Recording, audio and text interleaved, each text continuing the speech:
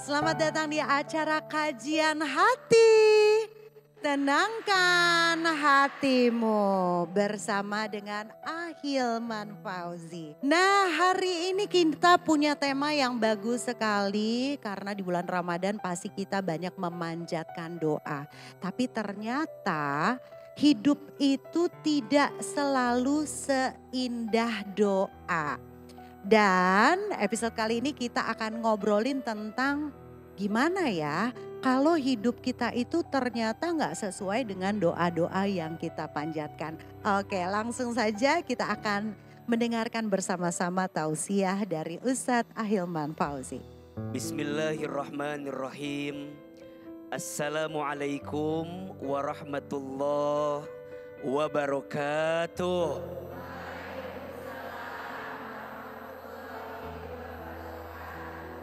Bunda, setiap di antara kita pasti pernah dan sering berdoa. Iya apa iya? Pertanyaannya, Ahilman, kenapa kita harus berdoa? Jawabannya, karena berdoa itu adalah perintah dari Allah Subhanahu wa ta'ala. Sebagaimana Allah sampaikan dalam Al-Quran, di Quran surat Ghafir ayat 60. Atau di dalam sebagian mushaf suratnya disebut dengan Al-Mu'min ayat 60. Apa kata Allah? A'udzubillahi minasyaitonirrajim. Ud'uni astajib lakum. Berdoalah kepadaku, niscaya aku akan perkenankan setiap doamu. Jangan pernah menyangka Allah tidak mendengar doa kita. Jangan pernah mengira Allah tidak tahu setiap rintihan doa kita. Allah tahu, Allah dengar. Hanya kadang kita nggak paham seperti apa jawaban Allah terhadap setiap doa kita. Betul apa betul? Lantas pertanyaannya, jika hidup tak seindah doa, bagaimana cara kita memahami jawaban Allah dari setiap doa kita? Setidaknya ada 4. Yang pertama, ditenangkan hatimu. Bunda sayang, kalau udah berdoa, hati tenang atau tidak? Itu yang ngasih siapa? Allah. Mungkin apa yang Bunda minta belum Allah kasih. Tapi setidaknya Allah kasih kita ketenangan di hati. Dan itu yang paling penting daripada apapun. Yang kedua, cara Allah menjawab doa kita, caranya adalah Allah akan menghapuskan dosa-dosa kita. Jadi saat Bunda berdoa, mungkin tidak Allah kabulkan apa yang Bunda minta, tapi setidaknya dosa kita dihapuskan oleh Allah Subhanahu wa ta'ala. Dan mohon maaf, ini rumus ya. Sebelum minta apapun, mulailah dengan minta ampun. Karena boleh jadi yang membuat doamu belum dikabulkan bukan kurangnya doamu, tapi banyaknya dosamu. Yang ketiga, diperbaiki hubunganmu dengan Allah. Sebagaimana di dalam Al-Quran surat Al-Baqarah ayat 186, Allah Subhanahu wa ta'ala berfirman, A'udzubillahi minasyaitonirrajim. Wa idza sa'alaka ibadi anni fa inni qarib ujibu da'watad da'i idza da'an falyastajibu li wal yu'minu bi la'allahum yarsudun. Dan apabila mereka bertanya, di mana Allah itu? Katakan, Allah itu dekat. ketika engkau berdoa, Allah perkenankan setiap doamu. Dan Allah semakin dekat dengan dirimu ketika engkau berdoa kepada Allah Subhanahu wa Ta'ala. Dan yang keempat, cara Allah menjawab doamu, dicukupkan kebutuhanmu. Mungkin Allah tidak memberi apa yang kamu inginkan, tapi yang pasti Allah cukupkan apa yang kita butuhkan. Betul? Mudah-mudahan doa-doa kita di bulan Ramadan ini diperkenankan oleh Allah Subhanahu wa Ta'ala. Amin ya rabbal alamin.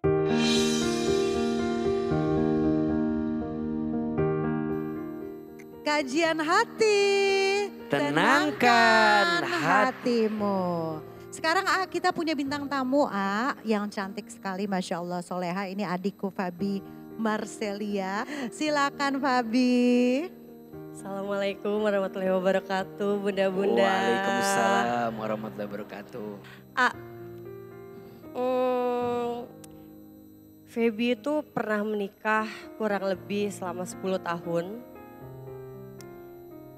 Kalau cerita sekarang mungkin gak seberat pada saat Feby menjalani. Bertahan demi anak pasti. Karena mama Feby juga berpisah, jadi Feby nggak mau ngulangin apa yang Feby rasain ke anaknya Feby gitu. Feby tetap bekerja segala macam dengan permasalahan rumah tangga pada saat itu.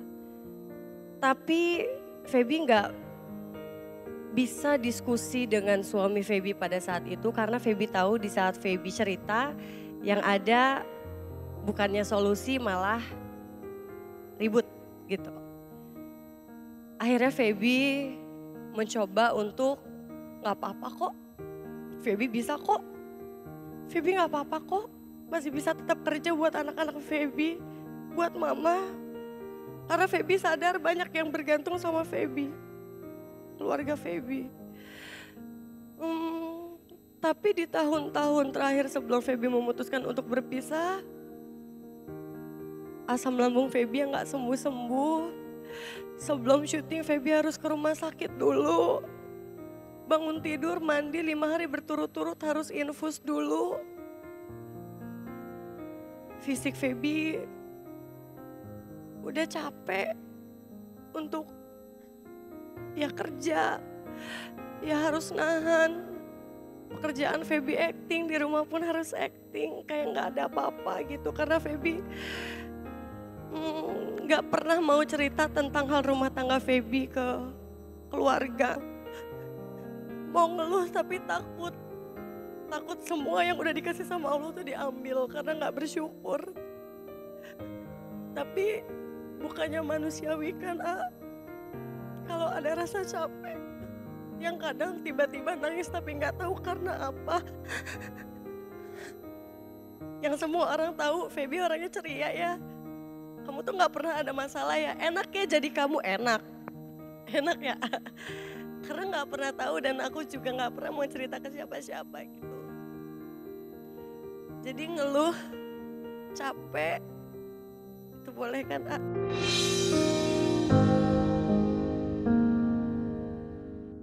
Fabi, sini sayang.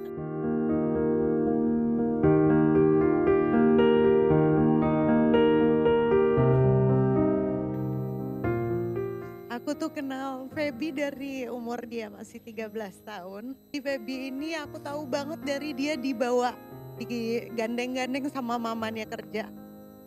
Terus nikah muda ya. Kamu hebat tahu nggak? Amin bunda. Anak hebat dan aku tahu kamu berbakat. Kamu bisa lewatin semuanya dengan kuat. Jadi Fabi nggak usah sedih. Ya. Iya.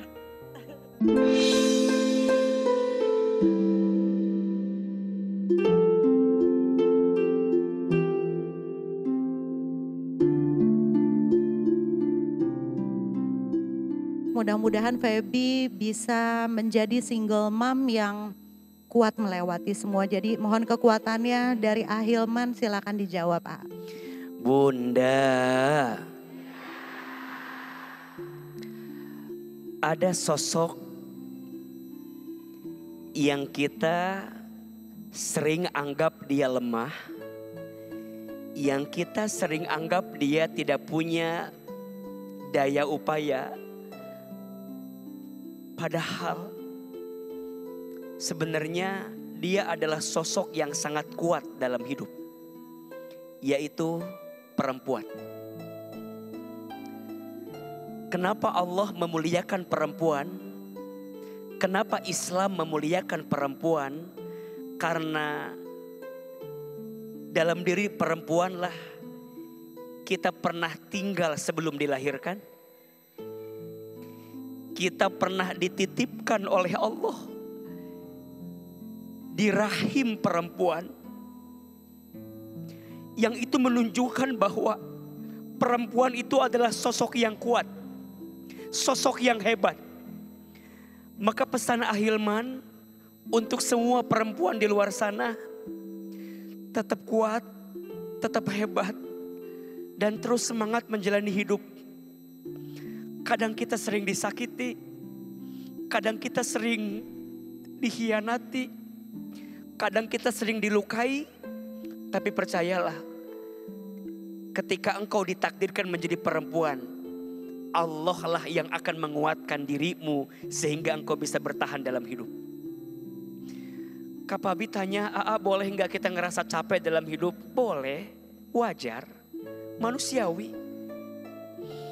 Tapi jangan pernah terpuruk, hancur lebur dengan semua kekecewaan yang pernah engkau dapatkan. Jatuh, bangkit lagi. Jatuh, bangun lagi. Minta tolong kepada Allah, bersandar kepada Allah, berharap kepada Allah. Manusia mungkin bisa menyakitimu, manusia bisa menzolimimu, manusia bisa mengecewakanmu. Percayalah, ada satu zat yang tak akan pernah mengecewakanmu. Siapa itu? Allah.